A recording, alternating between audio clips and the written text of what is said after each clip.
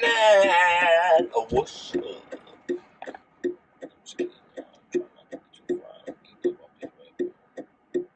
But,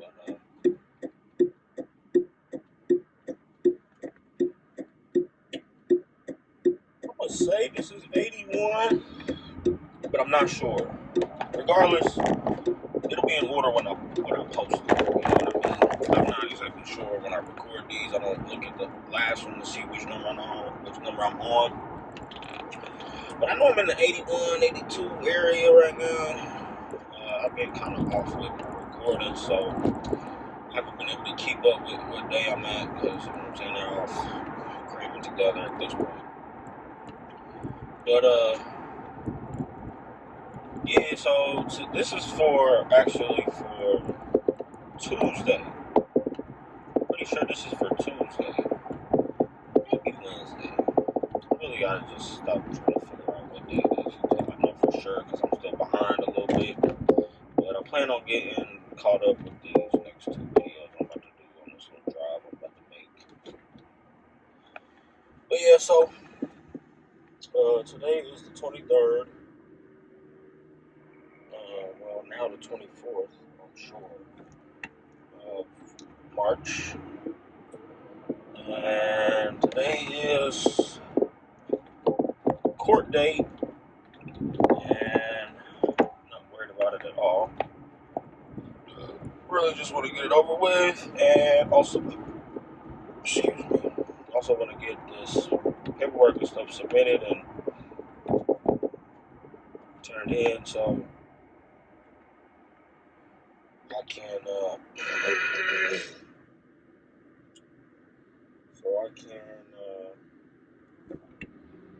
get this ball rolling to get some help with my finances because I'm struggling, but heading in the right direction. Got the ball rolling, got the paperwork started, and ready to see what comes of my due diligence. Hopefully it takes away a lot of the stress that I've been having about my finances, and hopefully it doesn't have the opposite effect that I'm hoping for. But I'm going to remain optimistic about it and keep a positive mindset regardless. Things have been improving for the most part. You know, it's all in a aspect of perspective. But I think things are improving in my favor. And I'm not mad about it. I do know that I have some errors on a video that I posted. I think it was 76 or 77. And it's only like 16 minutes long, and it's supposed to be 30, so I gotta get that fixed. I was planning on doing that tonight. Hopefully I can get some things done while I'm at Wilson's house tonight. I hope I keep my same energy after I finish this drive. You know, the drive is like so much less stressful when it's not like I'm always looking over my shoulder. Like before, when I was making this drive, I was constantly worried about getting pulled over and something happening and, you know, stuff like that. But now I'm just like, the only thing that I really stress out about is, you know, my car's health and maintenance.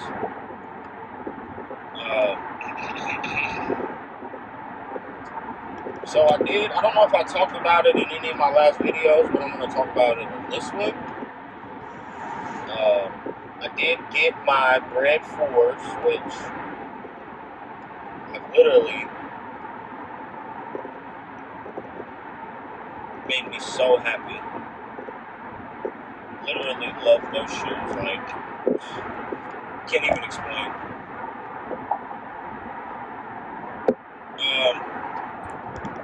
The only thing that's kind of negative, well, there's two things that I'm kind of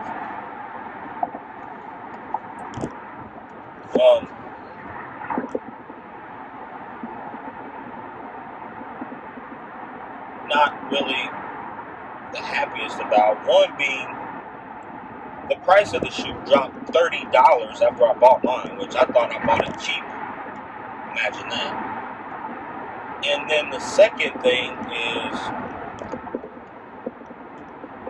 when I got them, I realized that there was like a small gash, like I don't know how to explain it. It's really just a gash. Like it's like a piece of the plastic that is used to make the swoosh on the Nike Air on the heel. It's like a gash in the check in the swoosh, and that kind of upsets me. But at the end of the day, it's really small. It's not, gash is more like a huge noticeable tear or cut. This is super tiny. Like, I mean, you would have to really be examining my shoes closely to notice it. But for somebody like me, you know, I'm thinking to myself, hey, I paid like almost $700 for that shoe, and I expected it to be perfect, which is a terrible assumption to have for anything. Expecting it to be perfect. Nothing's perfect. But all in all, for what I got and what I paid for, it's spot on, you know. Like, even with the flaws, it's everything I hoped for, and I love it. It really makes me want to start wearing my shoes, mostly because I don't want to keep that shoe for years and years and years, and then something happens to where like it falls apart or the soles crumble, because that is a thing, and then I just wasted almost $700. I also don't want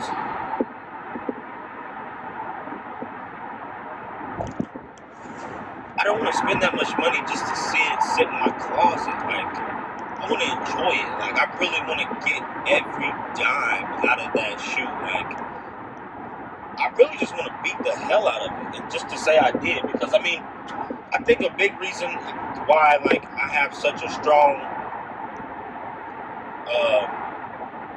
desire for the cement floor was because after, I probably only wore it twice, max. And I didn't pay like an astronomical amount of money. I think I might have paid $20 or $40 over retail, because it was back in 2016. And I think a lot of the reason why I'm so like infatuated with that shoe now is because I didn't get a chance to really enjoy it the way I wanted to. Not to mention, it was stolen from me, which really has affected a lot of parts of my life. Like, I've really struggled with recovery from that happening to me. Like, it's just like, I mean, it's not the first time it's ever happened to me, and it's not like it was the most expensive thing that's ever been taken from me. It was just like something that was just majorly important, that I had like this unforeseen comfort, like, to think, like, I never really assumed people would feel that strongly about something so little to me. I mean, it wasn't little to me at the time, but I mean, it was definitely something I was proud of. I would tell people about them, and like how I talk to people about my shoes now, like, not as much. I'm definitely way more reserved about them now than I was back then. Back then, I would tell almost everybody I came in contact with, like, hey man, I collect shoes. If you know anybody that collects shoes, these are the shoes I have. Blah blah blah blah blah. You know, I was just more outgoing about what you know, how I felt and what I had, which I've drawn that back tremendously at this point, because I don't want to have to experience that again. And it really helped me realize, like how important the crowd and company you keep is, because like, even though that this was someone that was in my family, like my own relative that did this to me, you can't really even trust them. You really can't.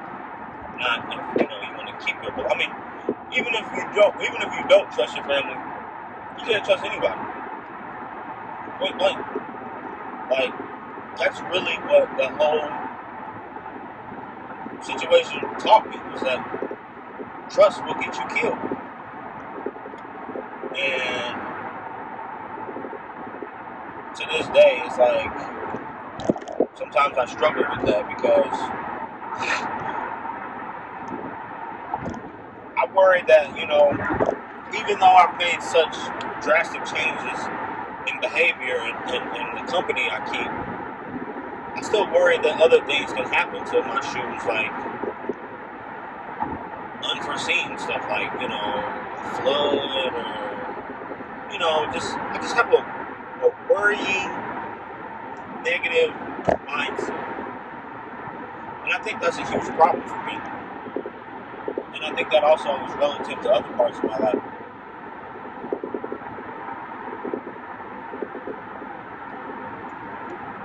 But something that I really appreciate about having those bread fours is not only the fact that they're very close in value to what my cements would have been at this time, if I would have been able to keep them. But, and I mean, I know if I would have had those cements up until now, they would have been shit, because I was wearing them. And I don't take care of shoes like the best. Not like I didn't back then. It was just like I would keep buying new ones and wear them and clean them and wear them and clean them. I mean, it just wasn't that big a deal. Now I'm so like different about it. I move so much differently. It's like I feel like if I wear them, I'm just going to the ATM, withdrawing however much I know the shoe is worth, and just dropping it on the floor, just dropping it on the ground. And that's a terrible feeling. I don't want to feel like that. But I think the thing about the breads is, that's a shoe that I've liked ever since I had those cements. And it's one of the shoes that reminds me a lot of my cements. And it makes me feel like I'm getting closer to that trophy of being able to have what was taken from me again. And I told myself back when it happened, like, I'll never buy Jordans again. It's my fault for wasting my money on shoes, and I wanted to blame it on the shoes and blame it on all these other things. But in reality, my biggest issue was having to start over and feeling like helpless. Like, why is this happening to me? But at the end of the day, I had to really sit down within myself and ask myself if I was going to let someone else stop me from doing what I love. And it's like, yeah, problems are going to come. Unforeseen things are going to happen. People will show you their true colors eventually. All things that I'm already well aware of. But at the end of the day, it's like, I can't let that stuff stop me from doing what I love and doing what I want to do. I just have to, I only lose if I quit and if I give up. So now it's like there's no giving up. There's no quitting. And at the same time, having that mentality, it also makes me want to take pride in what I have, like, regained. Like, I have regained, like, if you ask me, the collection I have now is light years better than what I was ever even interested in back then. And to be honest, I think the breads are better than the cements, colorway wise, because I'm not a huge fan of white shoes like that anymore. But them breads, man, it's like a part of me believes that if I would have got the breads first, I would have had a whole different outcome back when I had my first collection. But the fact that I had to experience that and go through that in order to understand what it's like being in this game, because I think people take the sneaker game lightly. Like they think it's just, oh, you just like shoes, cool, great. The sneaker game is a dirty game. It's a dirty game. And I've said this before in these videos. I've never been finessed or attempted to be finessed doing any other kind of selling. And I've sold almost everything you can think of. I've never had as much adversity trying to buy and sell sneakers as I have trying to do anything else in my life.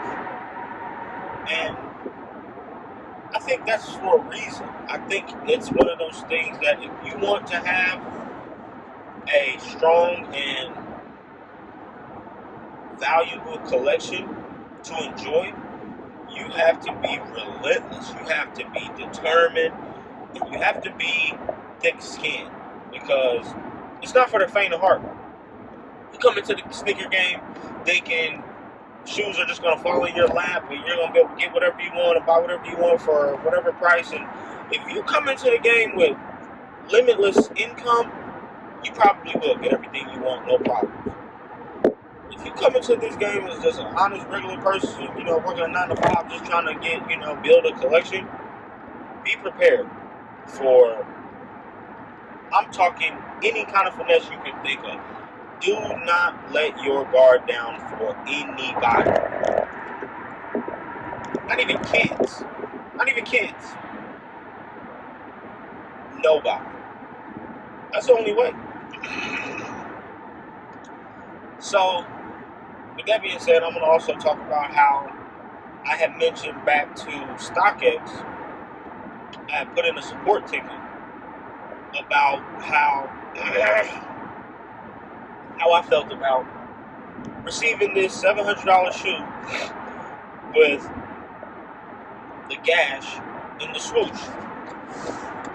And of course, they could have cared less. They got their money. The seller got their money. I got the shoe. To them, the transaction worked out fine. At that point, it didn't matter how I felt about the quality of the product. To them, it only mattered that I got it and they got theirs. Which,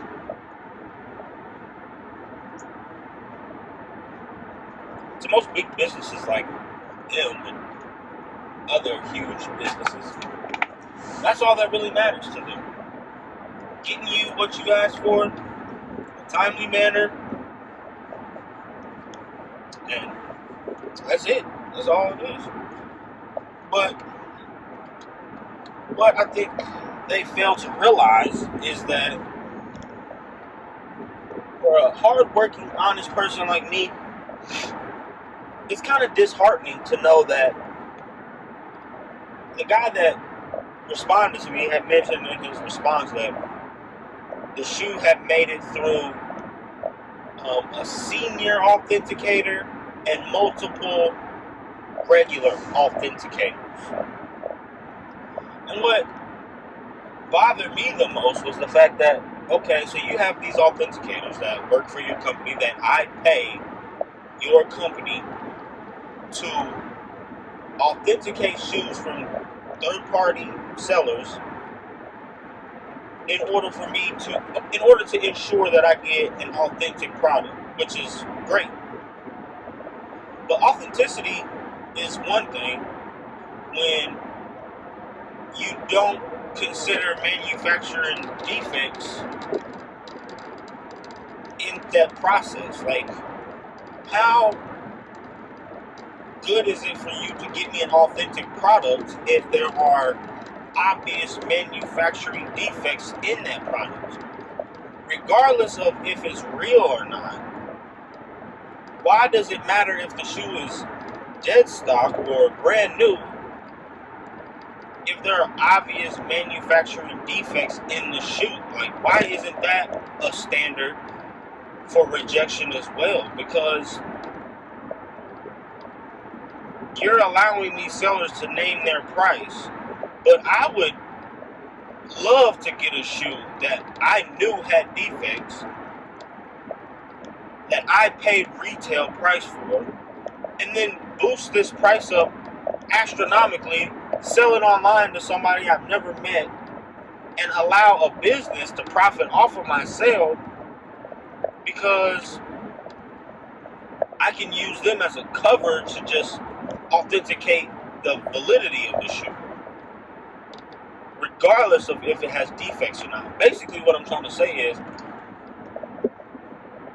I'm leaning towards shopping somewhere else as far as resale, because if StockX is not willing to take into consideration the manufacturing defects that nobody, not even their authenticators, would like to have on a shoe that they pay resale prices for, why am I still shopping with this company? Like, you gotta do better. Like, I'm paying you a percentage of the price I pay to this seller just to tell me if it's real or fake. Okay, great, thanks. But in the process, you'll ignore very obvious defects because the manufacturer did it. Not being able to verify whether or not it was the manufacturer or if it was the person who bought it. We can't tell if a person took a knife and put a gash in a swoosh or if a machine did. There's no way to prove that. But what you can do is say, hey, this shoe you ordered, the one you just spent $700 on, we have one here that we can send you. But let me show you these little imperfections that we found, because that's how good we are. No, of course not. They're not going to say that. They're going to say, send that damn shoe on its way. Don't say nothing, get the money, and keep going. That's not cool, man. That's not cool at all. Because what they fail to realize is, I'm not the only person out here who has spent thousands of dollars with their business. I'm not the only person out here who has literally trusted them to guarantee me a quality product multiple times over the course of many months. Like, people don't put their trust into these businesses for nothing. And if you realize as a customer, I've been loyal and I shop with you frequently, and I've spent thousands of dollars with you, why not take these things into consideration to gain more of my trust, to ensure more of my business in the future, rather than just saying, oh, you're just a order number on the screen, or oh, you're just an email in the support inbox. Who cares? You'll keep coming back. I really won't. And that's something that I've always been about for myself, is like, I really won't continue to indulge in something that has flaws like that, because it's like, man, like, you can expect that for like a $200, $250, $300 shoe, maybe. Like, I don't even want to expect it for that kind of cost. But a $700 shoe, I know it's kind of, I don't know what the word is. It's kind of irresponsible of me to assume that a $700 shoe is going to be perfect, but I'm not so much saying that I expect them to only send me the perfect product. I'm more or less saying I expect them to be able to inform a customer better about things that apparently they were already aware of. If multiple authenticators have examined this shoe and looked it over, how did y'all not see that? Not to mention the fact that if you did see it, you have no problem sending me emails about refunds, sending me emails about returns, sending me emails about the process or the status of an order. What's so hard about saying, hey, is it okay if one of your shoes has this wrong with it? Is it okay if there's this small imperfection? I mean, it may not be a big deal to you, but at least make sure it's not with me. Because, I mean, that'll just make me feel better about who I'm shopping with. I mean, in a time like now, it's almost impossible to find places to shop that you can genuinely trust. Everybody's swindling, everybody's finessing, everybody's scamming. And it makes people just not want to spend money with anybody. But I think they have like this impression in their business model that derives like a sense of I guess assumption that there's a lack of competition. But for somebody like me, I mean, I've been doing a lot better in the retail game than I was when I first started. So with that being said, I'm not so much really worried about paying resale prices. I mean, there are shoes that I have to get resale because, I mean, it's just the way things are. I don't know when they'll be coming back out again, and I don't want to wait that long. But there are other options for resale shopping. I mean, I'm highly considering GOAT. I've actually never shopped with GOAT, but I'm definitely going to start shopping with GOAT now.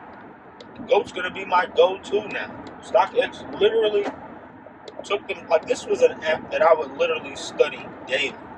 Like, I'm looking at prices daily. I'm looking at shoes I want, shoes I follow, shoes in my portfolio daily.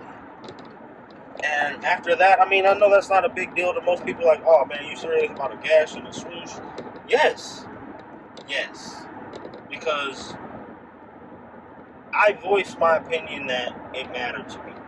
You voiced your opinion that it didn't to you. And I don't think that's right. Like, I think you should have more consideration for a customer who spends the kind of money that I spend. Like, to some people, $700 is great. Some people, it's just chump change. I'm not one of those people. It's a lot of money to me. And so far, I've given StockX over $5,000. And I haven't had any issues. Everything I've gotten has been up to par. For the most part. Even got gifted a free pair of shoes from StockX. And I appreciate that greatly. But at the same time, a free pair of shoes is not going to give you the right to